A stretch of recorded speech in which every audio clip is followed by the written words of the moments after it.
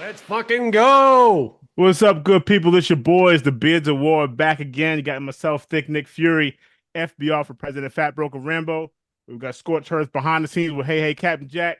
All right, so we're here. We got a special one for you guys. Well, it was special to us. All right.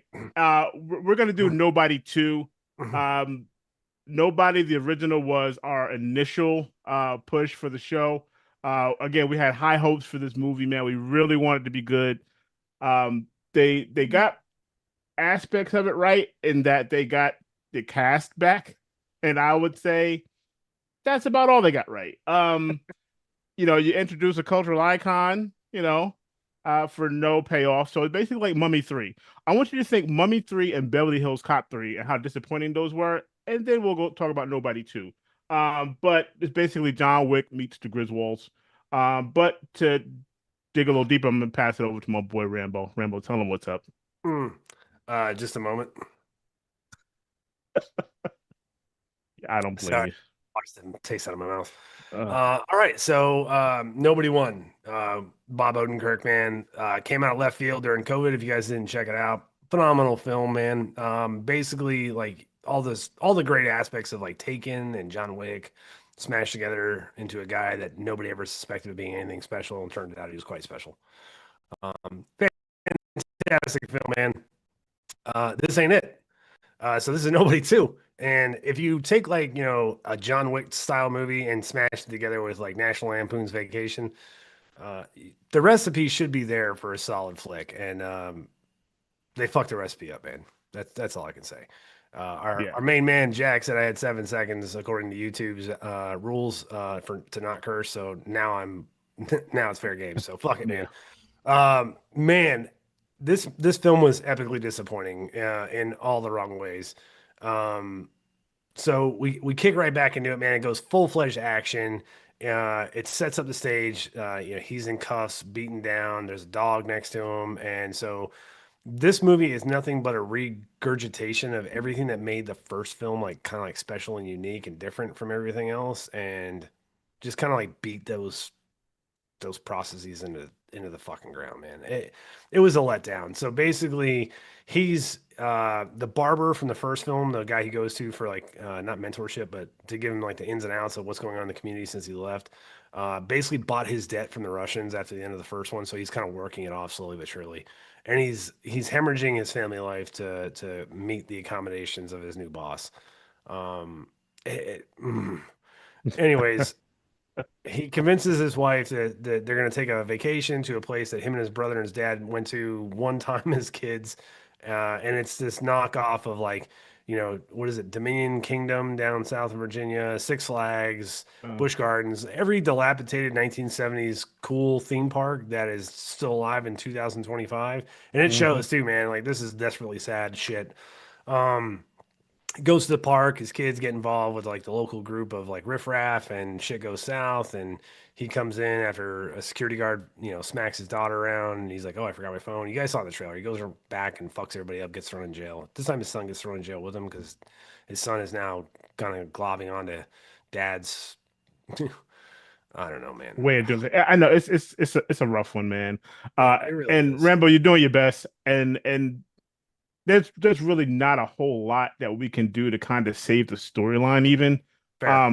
Because like we were saying, it kind of lost the charm of the original, right? It And the did. It really original, we did. didn't know what to expect. We didn't know what the guy was about. Now we know, and it's like you lose the mystique of that. Now, for me, a better method would have been how does it affect his family, right? Or, Yeah. what his wife is capable of, because she does have some skill that was untapped. So this would have been a good opportunity to bring Connie Nelson's character to the Yes. forefront and kind of see like how it plays into the whole family dynamic. But it's almost like they try to go to the comedy side, but they left out the funny part of it. Like Yeah. you can't take it seriously, right? Even the fight scenes where you kind of usually like we enjoy, like we always talk about the bus scene in the first one. Oh yeah. Classic, man. I Fantastic. mean, he gets in there, Great. goes hands on, he gets thrown out the bus, gets right back in the bus. Like, yeah, that's what I'm talking about. Get beat down, get back up. Now he's losing fingers on a boat, on a pontoon. But like, I don't know. It just didn't land in any way. You get the incomparable Sharon Stone to sign on to this film, and you her character made no sense. It's None. like, well, why are the crime boss after someone who owns a dilapidated theme park? Like nothing made sense. And anytime you introduce a theme park into a movie, I'm talking to you, Beverly Hills Cop 3, it is Oh disaster. shit. It spells disaster. Oh Not shit. one time has that worked. Like, Oh stop it. shit. Stop it. You pulled out fucking Beverly Hills Cop I 3? did. Oh But my God. that's Well, where the good for franchise you. took me. Oh my God. You are not wrong, man. You are Oh, absolutely 100% not fucking wrong because I consider Beverly Hills Cop 2 probably the best film of the entire series. Very right. close to 1.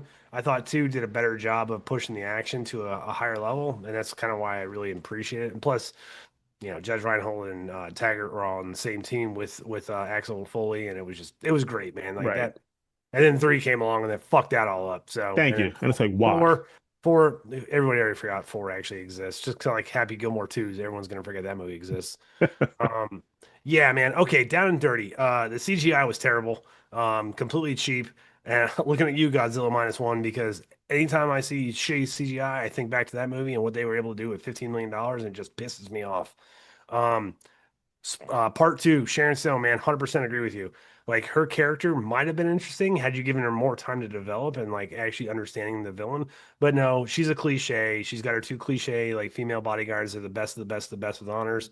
And some asshole's got a machete for a sword. I don't know why. Whatever, dude. Um, the movie, like, and here's what I'll tell you: like, action movies are good when they're tight and they're fast. This movie's an hour and 29 minutes long. Take your foot off the fucking accelerator on this film, man. Like, give this movie a little bit of time to breathe, so that way you can kind of flush the story out, and it would have made more sense. And like you said, man, the fact that we knew all of the tricks of the trade, so to speak, kind of ruined this film for me. Like Christopher Lloyd, we know he's a badass ever since the first one, dude. That scene in the original when the guys come to kill him in the old folks' home, and he shoves his thumb into the hammer well Right. at Exactly. 45 and stops the shot. I'm like, oh man. Like I was excited, dude. I was excited to see everything Christopher Lloyd could do in that film from there on out. Same with Raza, man. Like he was a great addition. Love the mystery behind his character. And in this one, it's just lame, dude. It's Right. And they fucking never lame. explain the relationship. So I'm assuming RZA is not a birth brother, like, okay, there's an adoption, but it's fine. Like, we don't need to explain it. They're brothers. Cool. Like, Yeah. no one's questioning it. They try to give him a little bit more screen time, which again didn't really make sense.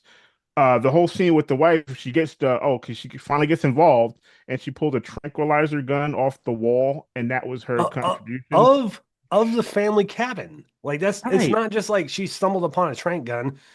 Of the And that's family all she had. cabin that Right. Christopher Lloyd, like, get the fuck out of here, man. That dude was prepared for like Beirut 1983 in that old folks home he was in. And you're telling me that dude didn't build any fucking considerations for an offensive Yeah. attack against his property? Like, In a cabin, get the which is fuck designed for out of that. here. Which Which is so happens to designed be for that. like what 20 feet from the fucking theme park where all this shit's going down. Get the fuck out of here. Like none of this movie made any sense, dude. None of it Oh, did. It just didn't, it did not land. The villains were terrible. Like there was a cool setup scene like that was gonna be neat. Like, oh man, the park owners have basically gotten blackmailed into doing this. Now they're on the home team.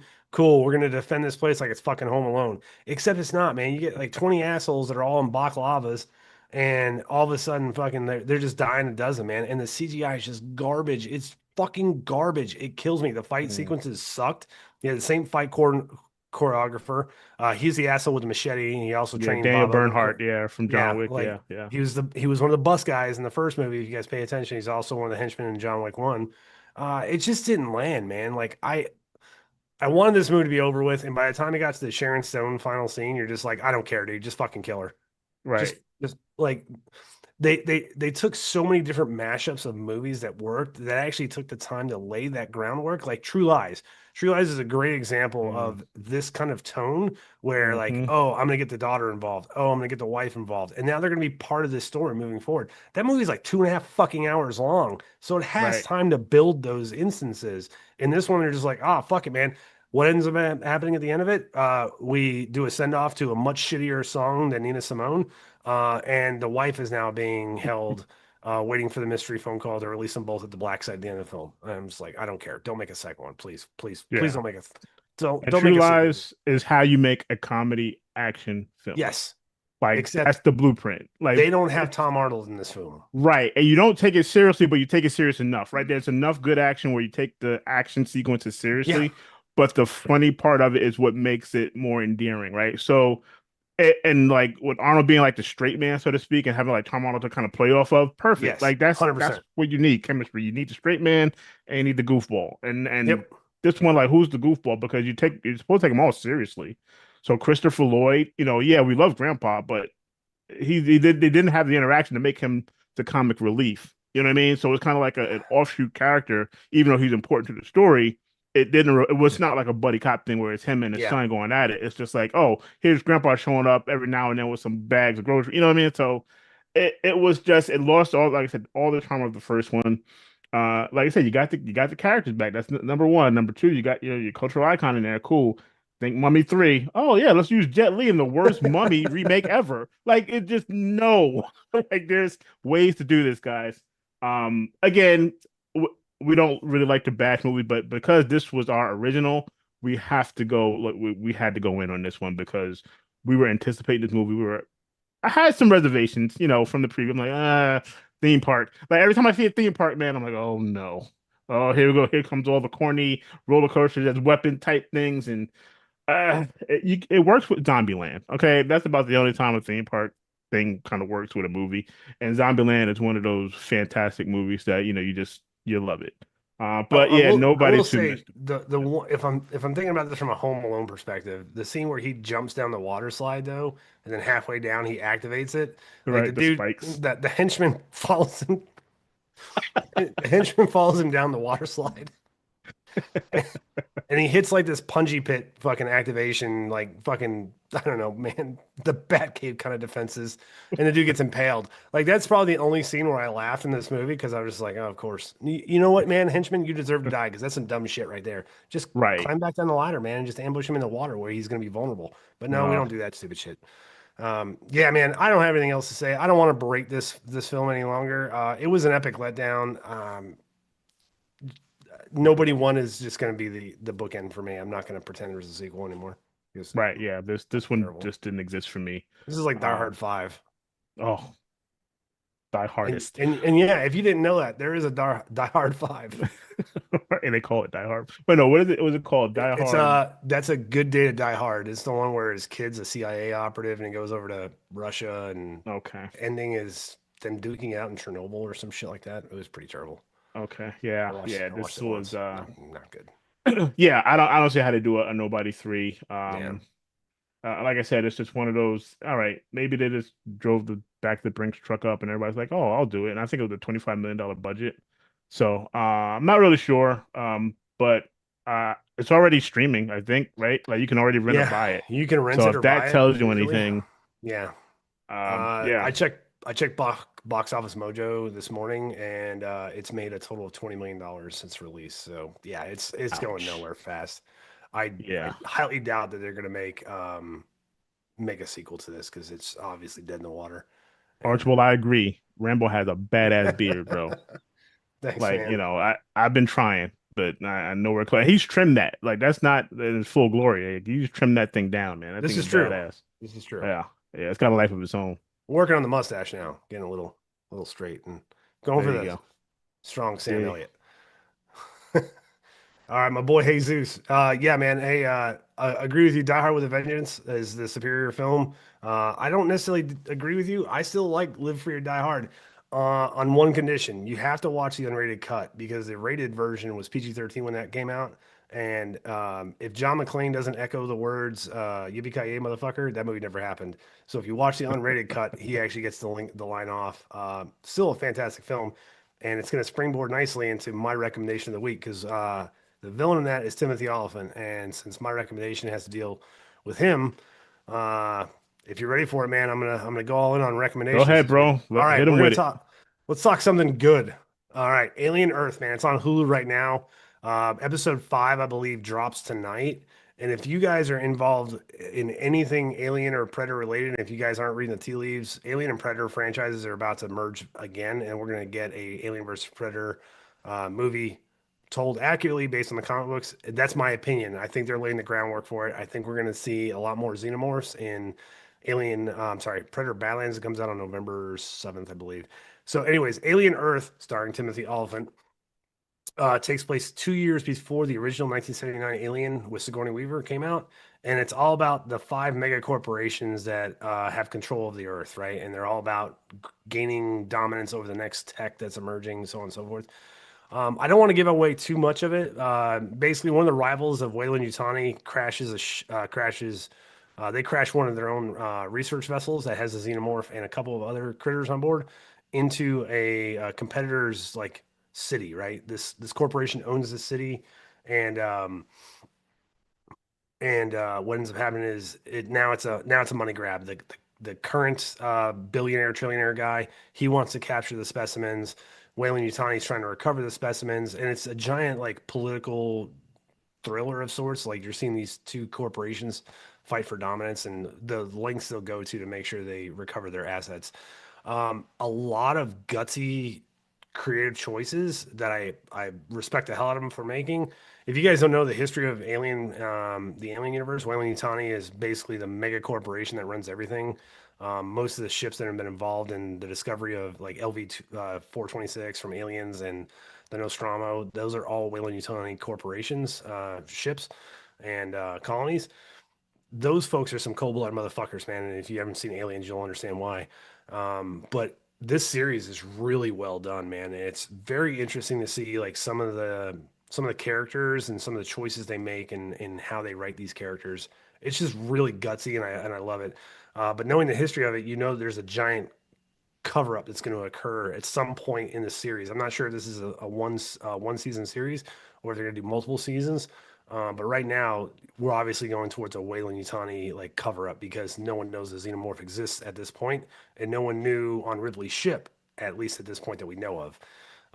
So where they're going, I'm super excited. I can't wait to check out the rest of the show.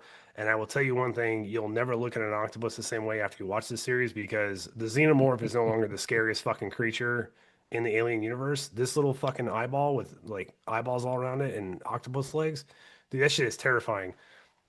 Hmm. Watch the sheep scene in episode 4. You'll know exactly what I'm talking about, man. Shit will Okay. haunt All you. right. All It's right. awesome, dude. I can't recommend it enough. Dude, I started it and then, of course my girl was like, "Oh, I want to see that too." I'm like, okay, I guess I have to put a pin in it. And It's you know super how, good, man. yeah, trying to kind of coordinate and watch those shows together sometimes can be difficult. But great pick, man. I think the show is gonna be great. Like I said, from what I've seen so far of the first episode, I'm already like, oh, okay, where is this going? This already looks good. And like I said, Aliens, if you're into Aliens, like how could you not like it? Oh yeah, dude. And Timothy Olyphant steals the show. Like you don't like they're leaning towards him being the bad guy, like the kind of like the Ian Holm of the original Alien. He's a sentient. He's a robot basically. But man, they take some gutsy moves. Like I said, check it out. Highly recommend it. I can't wait to watch the rest of the season, see where it goes. Nice. All What you right. got for us this week, man? So, hey, man, my pick is along the action comedy genre and how you do it right. This one is Twisted Metal, right? We've already Ooh, good talked one. about this. Now season 2 is out, and I'm telling you, there's no letdown. Like I haven't even finished the second season yet, but every episode is just like better than the last, right? So you have new characters. You got Dollface, you got Mayhem introduced. You got Michael James Shaw character who plays Axel, Mm, badass character, dude. He's got these two wheels, like in his arms, like attached to the wheel.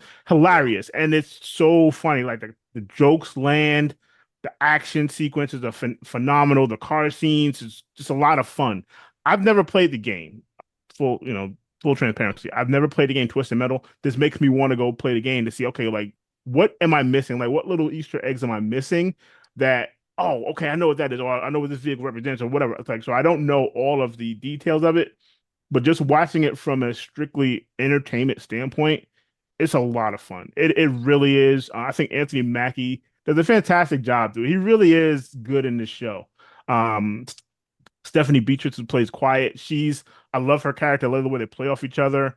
You also have a new character by the name of Tiana Okoye, who plays Dollface, who's actually John's sister. So if you don't know about the show, John has amnesia.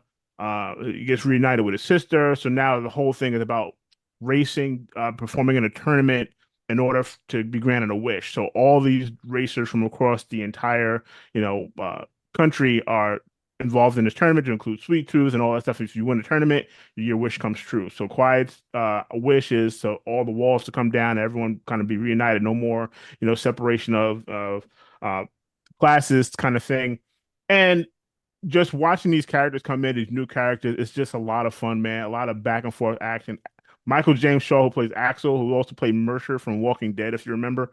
Oh yeah, Dude, he's hilarious, good man. Like, casting, man. yeah, and that dude is, I mean, come on, man. Like, dude's ripped, right? So of course they're gonna play off of that in the movie in the show. And Dollface, like, John Sister's kind of like you can kind of tell that there's already like some little tension there. But it's so much fun, man. It's a good watch. It's entertaining. What I also like about it, episodes aren't that long. They're like 30, 35 minutes. So it's not like, oh, I have to spend an hour per episode. No, 30 minutes, man. And you get entertained for that full 30 plus minutes. So definitely worth a watch. If you guys have not seen it, watch season one, and then you should really, no problem, like binge watching the show. It's so entertaining. It's so much fun. And I'm interested to finish this out. Probably finish it out by tomorrow because I'm telling you, man, we'll watch 3, 4 episodes in a row with no problem. It's usually like, oh, it's 1 in the morning. I think I have work tomorrow, so let me get to bed. And that's the only reason why we start watching because I have responsibilities. Um, Oh, wah. the bills ruin lives. All They right, do. can we protest bills? I think we just should. I think as a collective, as everyone, we need to just be done. Peacemaker 2, look, Rambo's all about Peacemaker. I am trying to get spun up, but there's so many shows, man. I have four eyeballs. Four. This is it. But I can only watch one thing at a time. But yeah, Peacemaker is definitely on my list. Uh, Dude, and it season looks two, like a lot man. of fun. I know It's you told me it was great, oh, man. so like Yeah. season since Jesus brought it up, man, like season one was all right. Like I think it really kind of redeemed itself by the ending. Knowing that season two, knowing that Peacemaker takes place inside of James Gunn's universe, they explain how that's possible in the show, and it's pretty good, man. Like they had alluded to certain things in the first season about his closet access point that his dad built him, and it works for this new season. So I'm excited to see where they kind of go because they've got a lot of legwork to explain away like some of the decisions they've made. I'm all about it, man. I think Peacemaker is a fantastic character. Similar to how I wonder how Disney is going to weave Deadpool into the universe, the overall universe, because obviously Deadpool and Peacemaker are very hard R type characters. How you're going to navigate PG-13 waters by with those two characters will be interesting to see how they move forward. And it's going to have to be more than just the cameo they had in the new Superman film. But I'm all about it, man. I think it's gonna be great. I know James Gunn said he's not releasing episodes 6 through 8 to the press for early reviews. He's like, it's like a different. Those 3 episodes are like an entirely different show. He doesn't want to ruin the surprise for anyone. So I'm just like, Nice. dude, that sounds fucking awesome. I can't wait. Right. All right. Well, that's all I got, man. Like I said, please comment. Let us know what you guys think. If you did go see Nobody 2, I'd like to apologize. But if you did, let us know. I mean, everyone has an opinion, and they all matter here. Beards of War. We're not always right, but these are our honest opinions. Like we're not Yeah, paid to say we love it, and if they did pay us, it'd be pennies on the dollar. But I do have a price. I'm just saying. If I'm just saying. No, I'm kidding.